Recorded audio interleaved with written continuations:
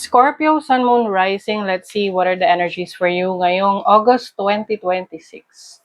Ayan, so this is a general reading. Pwede kayong makarelate, pwedeng hindi. Just take what resonates. Another reminder, I will not message you or follow you para mag-offer ng services. So mag-ingat kayo sa mga fake accounts and scammers. Kung gusto nyo ng private reading, just go to my website, mrqueenph.com, or you can book directly sa aking calendar. Link on the description or comment section. Okay, let's see Scorpio. What's the energy for you ngayong August 2026 for Scorpio? Communication. Ayan, maaaring marami kang kakausapin. Busy ka. Busy ka ngayong August. This is also about developing your communication skills. Kung dati medyo ikaw ay nahihiya, so ngayon mas magiging open ka sa iyong thoughts, yung mga naiisip mo, mas magiging expressive ka. Or there's an important communication na darating. Magiging helpful para sa'yo or something about the truth. Matutuklasan mo. Courage. Tiger's Eye. Ayan. So, courage is about lakas ng loob mo. Lakas ng loob na sumubok ng mga bagong bagay sa buhay mo na maaring may kinalaman to sa communication skills mo. Yung bang, hindi ka na nahihiya na mag-express ng totoong nararamdaman mo, ng totoong naiisip mo. Some of you may be starting a podcast, no? Yung tipong, if you're into social media, content creation, podcasting, and you will share your knowledge to others. O, diba? Makes sense kasi fifth house, passion. Whatever you are passionate about, you're going to speak about it. You're going to learn more about it. Ang passion, kahit ano yan diba? Connected sa talents and skills. Yung iba sa inyo, yung inyong talents and skills may kinalaman sa communications, public speaking, content creation, diba? Ano man tong iyong abilidad. Let's see. Kumbaga mas makikilala ka. You will be opening up.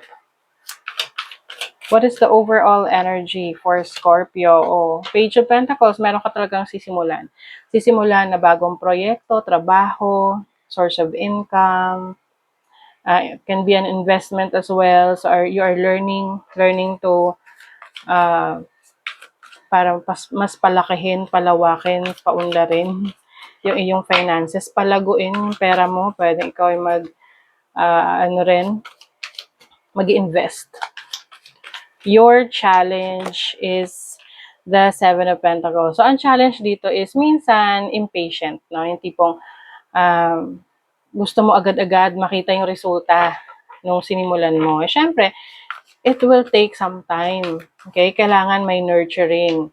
You have to nurture whatever you started. Ano man yung itinanim mo. 'Di ba? So, kailangan be more patient and focus on the goal. Focus on the results. Keep your eye on the prize, kumbaga. Now, your opportunity, you have the 5 of Wands. So, I think mas magiging competitive ka. Oo. Kumbaga, alam mo sa sarili mo yung kakayanan mo. Alam mo na magaling ka and you deserve better. So, talagang makikipagbardagulan. Nakipagbardagulan. Oo. Kumbaga, siya, since this is an opportunity for you, mas showcase mo yung sarili mo, yung talents, yung skills mo, yung abilities mo.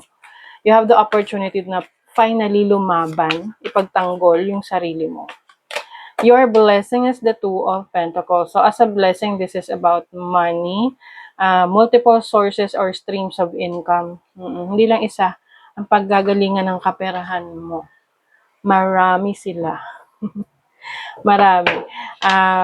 I think also may mga ka rin, mga pagdidesisyonan kung saan ka mas inclined, saan mo mas gugustuhin na piliin. Kasi pwedeng, may dalawang option ka rito. Yung iba pwedeng mag-abroad or anything about business. So, pipiliin mo rito kung ano, saan ka mas inclined. And I think merong inclination talaga, mas makakapili ka ng best for you. Okay? Let's see what else. For Scorpio, ngayong August 2026. Okay. Oh, wow, 'di ba? Oh, money or property through an inheritance, winning or windfall. 'Di ba? Meron kang ma-receive na unexpected na kaperahan. Oo. Pwedeng may mapapanalunan ka. May mamanahin ka. Can be a property, pera. Pwedeng, I think itong ano, itong sisimulan mo na ano, source of income or investment. Peace and harmony. Wow. Alam niyo ang ganda ng ano, yung merong wind chime sa pinto. So pwedeng maglalagay kayo niyan sa pinto or meron na kayo niyan sa pinto na parang, 'di ba ang sarap pakinggan pagbukas ng pinto may wind chimes.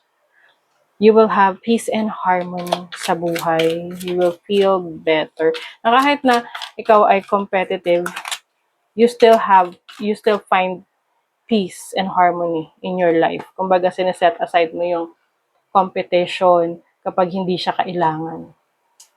Oh, forces working against you. Ayan na nga ba. Kasi minsan, kapag ang isang tao blessed at alam nila na maraming nangyayari magagandang bagay sa buhay niyo, minsan nag-a-attract talaga yun ng mga taong ayaw magpatalo. So, I suggest, mas maganda na you work in silence, no? And also, protect your energies. Huwag mong hayaan na ikaw ay madrain ng ibang tao. You are the light. It is safe to step fully into your light. Yes. Ito yung courage, no? Lakas ng loob na, malaman or alamin at magtiwala sa iyong kakayanan na kaya mo. Marami kang talents. 'Di ba? Ano man yung bibigyan mo ng focus ngayong August, as long as alam mo sa sarili mo na you have worked for it, pinagtrabahuhan mo, then definitely meron ditong magandang magiging resulta for you. O, alam niyo, 2 beses na lumabas yung courage na message para sa inyo.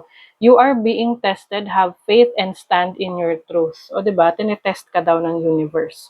Kung talaga bang gusto mo ang isang bagay. Kasi kung ang gusto natin talaga, may paraan, diba? Kung ayaw natin, may dahilan.